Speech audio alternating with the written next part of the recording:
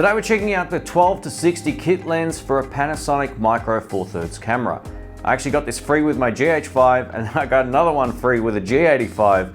We're going to take a look at how it performs, what I like about it, what I don't like about it, and then do a comparison right at the end between this and my 25mm f1.7. Let's get into it.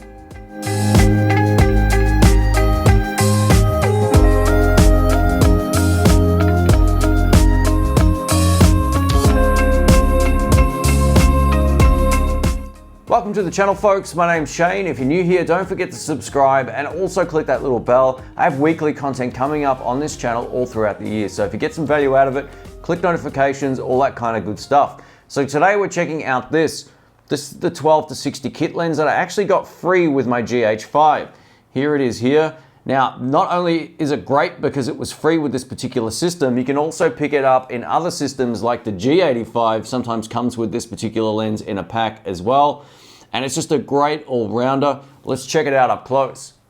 Now, in terms of the build quality, yes, it's plastic around the zoom and the focus ring, but it doesn't really matter. It still feels good in the hand. You can get a nice grip on it and you can easily zoom in and out without any problems at all. And it feels nice and fluid on the focus ring, especially. There's a nice amount of tension on there. I have no problems using that in manual focus at all. Now, this is also a really great lens because it actually focuses really well in autofocus mode.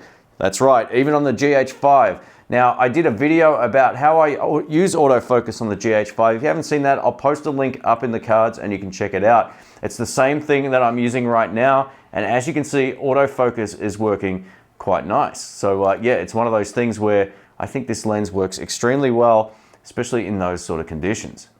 One of the funny questions I see come up a lot on the channel is, where do I get these lens hoods for the lenses? They're actually just part of the deal. You buy this lens or you get the lens for free with a pack, you'll get this lens hood. You can easily just take it off as well. And that's what it looks like without it. So it does reduce the overall appearance and size of it just that little bit, given that you can still extend it out like this when you zoom in. But I always like to have just something on the lens to protect in case I knock it against something or whatever. So I usually just leave them on, irrespective of where I'm shooting. What you're about to see right now is some footage shot with the 12-60 kit lens on my GH5 and then also with my G85. Some of it will be gimbal footage as well. I'll do some voiceover so I can explain exactly what's going on any particular shot if it's so called for. Otherwise, I'll just post some annotations on screen. Let's get into it.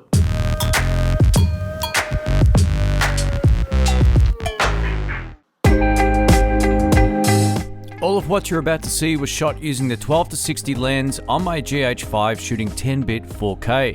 Any of the slow motion shots that you see coming up were all shot in 8-bit 4K at 50p.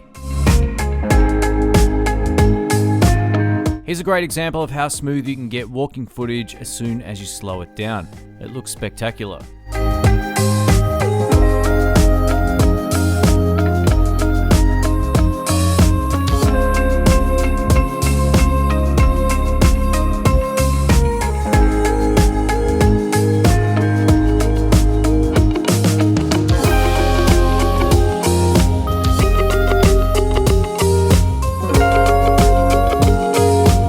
Look at how stable this shot is, for example. No tripod, just super smooth stabilization.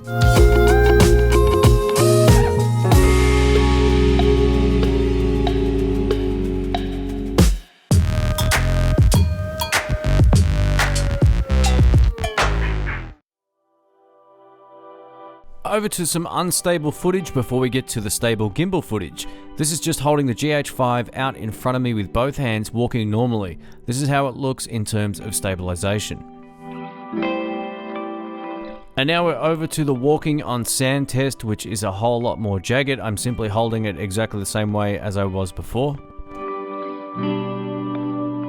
As you can see by this vlogging test, holding it out with my left arm, it's quite stable. I think it looks pretty good. I don't know why more people don't use this setup.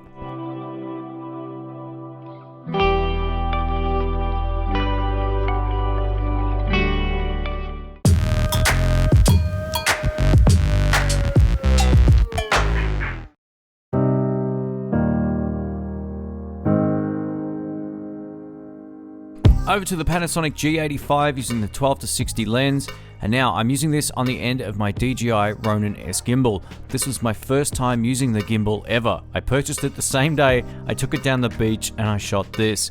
It just looks super smooth. Let me know what you think in the comments.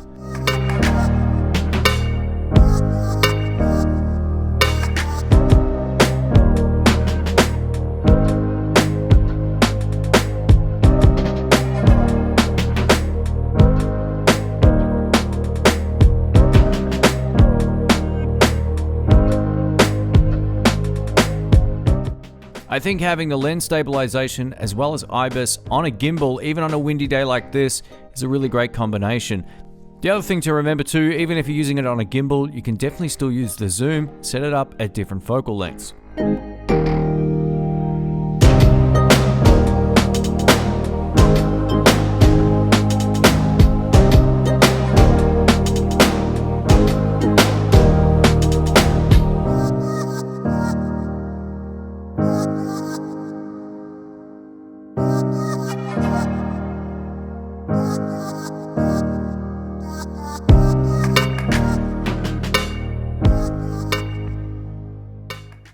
Thanks for watching, folks. My name's Shane. If you're new here, don't forget to subscribe and also click the bell. If you enjoyed the video, please give it a thumbs up. I really appreciate it.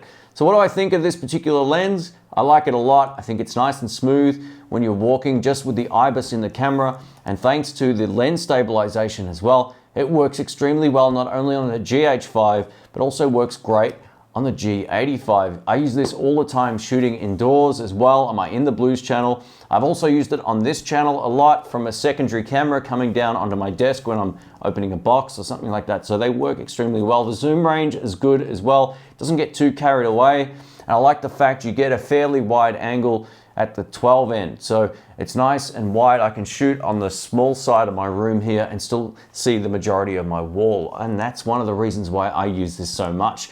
This particular lens, the 25mm lens, is just that little bit too close for me to shoot the other angle in my room. My room's a lot longer this way, so I can get away with using it, but it's great to have a lens that gives you the flexibility of the 12-60. I think it's a really handy thing. Odds are, if you're watching this, you probably already own one of these, so if you do, please let me know your thoughts about it in the comments below. I think these are nice and sharp. They might not be the best low light performance lens out there in the world, but for what I shoot, usually outdoors or in controlled lighting conditions like in here, it's going to be absolutely fine. So what I'll do for this last section now is go over to this lens and I'll set it up at 25mm and we'll see if there's any difference. All right, what you're looking at right now is the 12-60 kit lens running at f4.5. Now this particular lens will go from 3.5 to 5.6, depending on how far you're zoomed in. So even at 25mm, it's already pushing 4.5. So it's letting in less light. I can tell by my on-screen histogram right here that it's nowhere near as maybe as exposed as it was before in terms of its overall brightness. I can tell it looks a little bit darker on the histogram, but that's fine too. It's nothing that we can't adjust in post as well if we so choose, or I can adjust it in camera. But just with apples for apples comparison, this is how this particular lens looks. Odds are you're going to probably see a little bit more of the background. Not to say that it was going to be completely blown out with the last lens, but there probably will be a difference between them both. But overall, it's a great lens. I think it's just a really good run and gun type of lens as well, because it works so great with the IBIS that's built into the cameras. It's a no-brainer. When I traveled to Germany last year, I used this lens over just about everything else because it did everything extremely well. It takes good close-ups. You can also take good basic landscape photography with it as well. And video, it's just a no-brainer. Having that zoom range is really, really handy. Look, I think I still prefer the 25mm lens in terms of its overall look, but as an all-rounder, I would take this over the 25mm, no questions about it. I recently got to film one of Australia's top bodybuilders, and I had both the 25mm lens and the 12-60, and the 12-60 was just a really great lens to have on the gimbal. I think it looked great and made the stabilization even better, and it had a particular sort of look that I really liked. Mixed with the 25mm f1.7, I got some pretty great results. If you're a Panasonic Micro Four Thirds customer, odds are you probably already own one of these, but if you want my suggestion for getting a lens and getting going, if you don't already own one of the Panasonic cameras, I would say go for this lens. Its flexibility just makes it really good. You can get a lot out of it. Like I mentioned, it's good for close-up shots.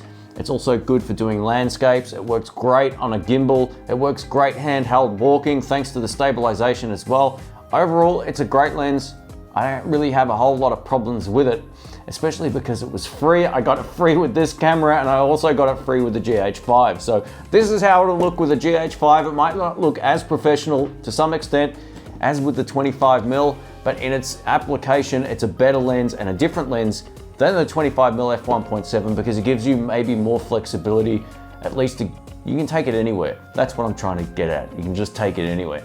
Thanks again for watching, folks. My name's Shane. If you enjoyed the video, please give it a thumbs up. I will catch you very soon. See ya.